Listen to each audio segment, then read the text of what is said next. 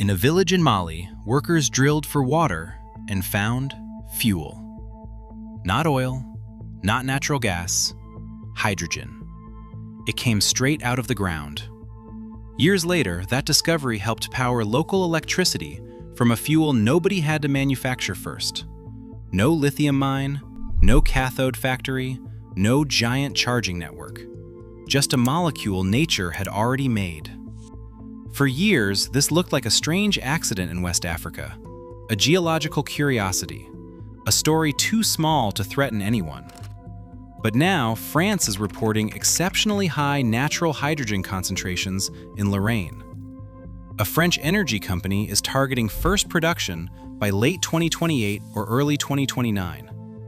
And the United States Geological Survey has modeled a global resource that may contain around 5.6 trillion metric tons of geologic hydrogen underground. That is why this story is no longer small. While the world was building gigafactories and fighting for lithium mines, we may have missed something much bigger under our feet. A fuel that does not need a lithium mine, a cathode factory, or a Chinese refining chain. This is white hydrogen, natural hydrogen. And if it works at scale, it could become China's new nightmare. Because China built the most powerful battery machine on Earth.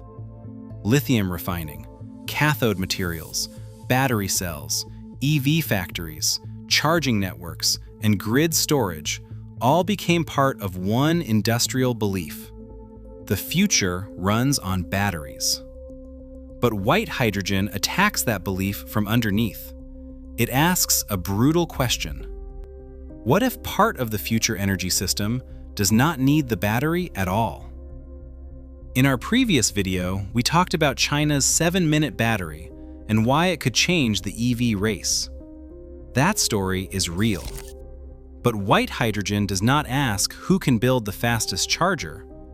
It asks whether the lithium era itself is as permanent as everyone thinks. Our view is simple. Lithium may not be challenged first by a better battery. It may be challenged by a fuel nature already made. The strongest new signal is coming from France. Lorraine is not a Silicon Valley clean tech fantasy. It is an old industrial region shaped by coal, steel, gas, and heavy industry.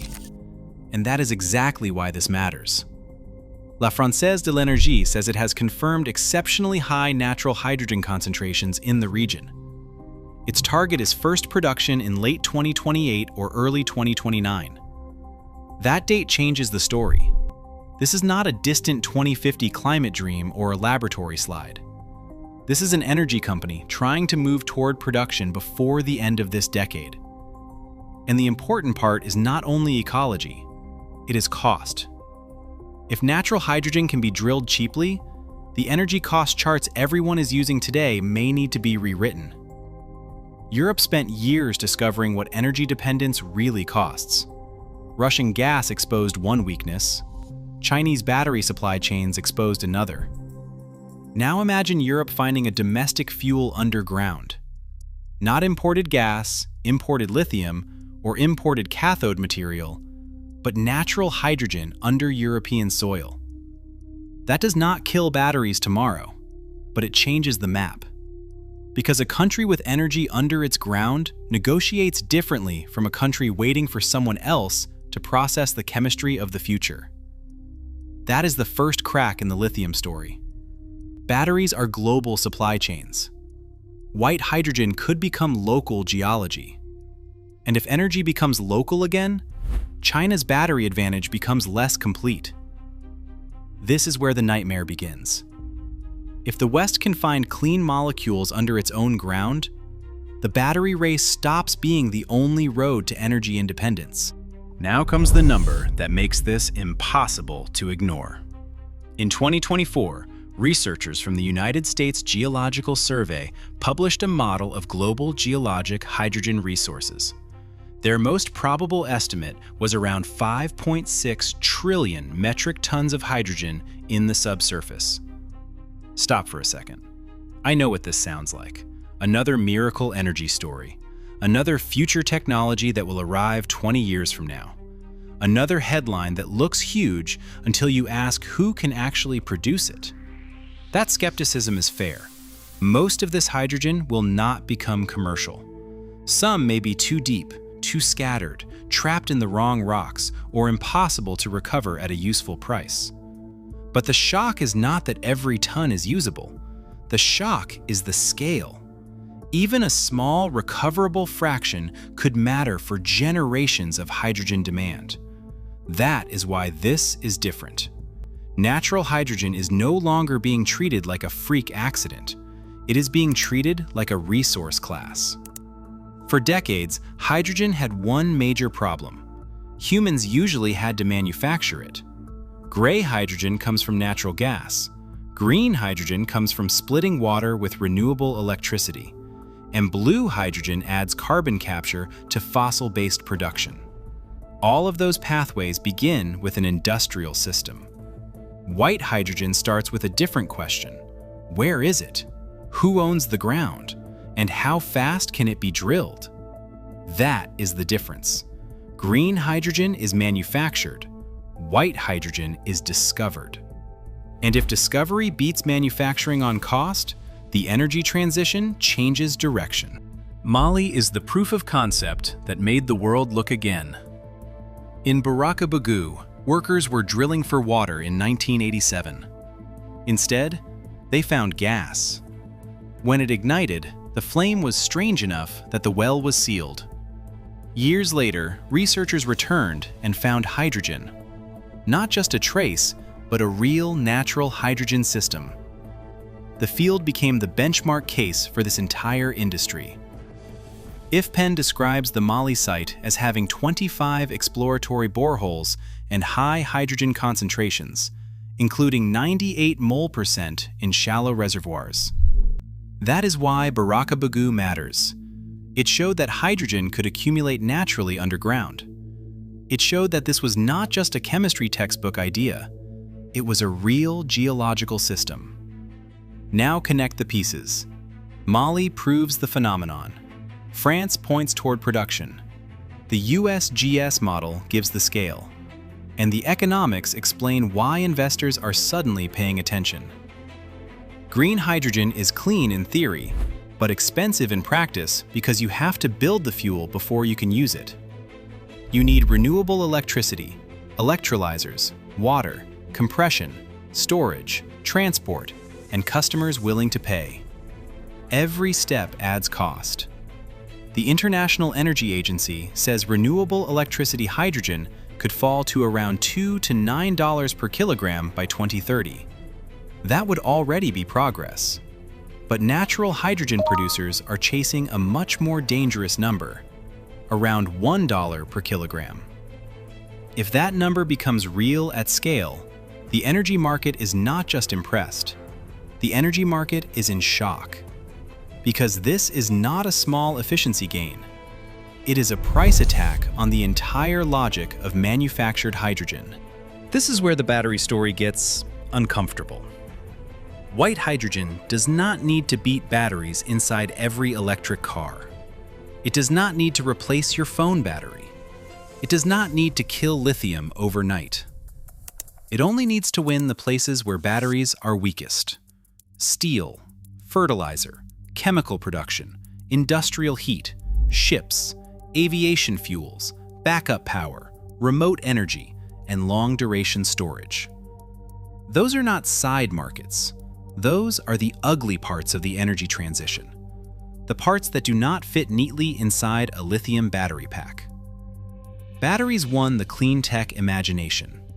White hydrogen is trying to win the industrial backroom where the hardest energy problems live. Now connect this to China. China's battery advantage is not a lucky accident. It was built piece by piece through lithium processing, graphite, cathodes, anodes, cell manufacturing, battery packs, EV factories, charging infrastructure, grid storage, and recycling. Then scale did the rest. In many key battery supply chain segments, China holds dominant shares that other countries are still trying to rebuild around. When you control enough of the chain, you control the economics. That is why China became so hard to beat in electric vehicles. It was not just one company, it was the whole system. In our 7-minute battery video, we showed the logic. If China can make EVs charge faster, cost less, and travel farther, it starts to erase the old arguments against electric cars. Range anxiety gets weaker. Charging time gets weaker. Gasoline's advantage gets weaker. But white hydrogen does not attack China's battery machine on charging speed. It attacks the assumption underneath it. A 7-minute battery still needs the battery world: materials, cells, chargers, grid capacity, and factories. White hydrogen asks a more dangerous question. What if huge parts of the energy economy do not need that pathway? That is China's nightmare. Not that every EV disappears, but that the battery empire stops expanding into every corner of the energy transition. This is what a geopolitical reset looks like. In a battery world, power concentrates around mineral supply chains in manufacturing hubs. Lithium, nickel, cobalt, graphite, refining, cathodes, cells, and gigafactories become strategic weapons. China understood that world early. That is why it moved so aggressively. But in a white hydrogen world, the map changes. The winners are not only the countries with battery factories, they're the countries with geology. France, Mali, Australia, the United States, Canada, Spain, Oman, and maybe countries we are not even watching yet could suddenly matter in a different way. Exploration changes the board. Drilling changes the board. Reservoir engineering changes the board. Old oil and gas skills become useful again. Pipelines, underground storage, and industrial gas customers become important again. That is not the world China optimized for when it built the lithium machine. China can still compete. It can build hydrogen equipment, fuel cells, pipelines, and industrial systems. It can invest in exploration. It can move fast if the market becomes real. But the strategic advantage becomes less comfortable. Because lithium gave China a head start, white hydrogen gives the ground a vote. And the ground does not care who built the biggest battery factory. This is the part that should worry Beijing most. The lithium race rewarded manufacturing scale.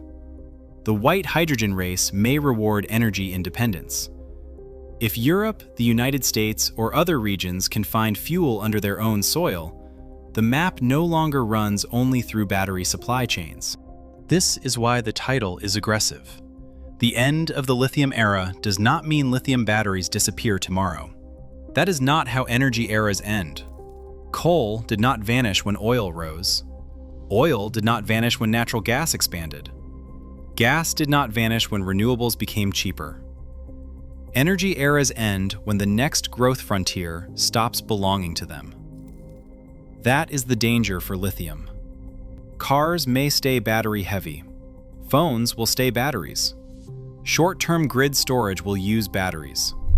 Many things will still need lithium or other battery chemistries. But the question is no longer whether batteries work. They work. The question is whether batteries deserve to dominate every future energy story. Heavy industry, ships, fertilizer, chemicals, remote power, backup systems, and seasonal storage are different battles. If cheap white hydrogen enters those markets, lithium loses the next frontier. And that is how the era starts to crack. Not because lithium fails, but because it stops being the answer to everything. That is the argument, and it is why China should be nervous. China is strongest in the battery world. White hydrogen points to a world where batteries are still important, but no longer the center of gravity. The nightmare is not that lithium dies. The nightmare is that lithium stops being the master key. Now, critics will push back, and some of them will be right. White hydrogen has not won yet. Exploration is still young, production is not proven at global scale, And some wells may be too small, decline too quickly, sit too deep, or never become commercial. Hydrogen can leak. It is hard to store. It is hard to transport. Infrastructure takes time. Cost claims still need to survive drilling, compression, pipelines, safety rules, and real customers. All of that is true. But every major energy shift looked uncertain before it became obvious. Shale gas looked strange before it changed America. Solar looked too expensive before it became one of the cheapest power sources in the world. Batteries looked too weak before EVs became a real threat to gasoline. The important question is not whether white hydrogen is already perfect. It is whether it has a path to discovery, low-cost drilling, industrial customers, storage, transport, and scale. And for the first time, that path looks serious enough to scare people who assumed the future was already locked inside a battery pack. Our conclusion is this: white hydrogen is not just another clean energy headline. It is a challenge to the story the world has been telling itself. For years, we were told the future would be built from lithium. Factories, gigafactories, charging stations, and battery supply chains. China believed that story early, and China built faster than everyone else. But white hydrogen brings back an older kind of power, the power of geology, the ground, and fuel that does not begin in a factory. If white hydrogen works, the future energy map becomes harder to control, more local, more geological, more industrial, more chaotic. That is why this is China's nightmare. Not because China loses tomorrow, but because the game stops being only the game China prepared for. The battery race was about chemistry, scale, and manufacturing. The white hydrogen race is about geology, drilling, and cheap molecules. That is a different battlefield. So the question is simple: what wins the next energy war? Complex battery chemistry, or the simplicity of natural hydrogen hiding underground? Do you think hydrogen cars could return faster than people expect? Or is lithium already too far ahead? Tell us what you think in the comments, and subscribe to Future Signal if you want to follow the technologies, industries, and energy battles changing the world before most people notice them.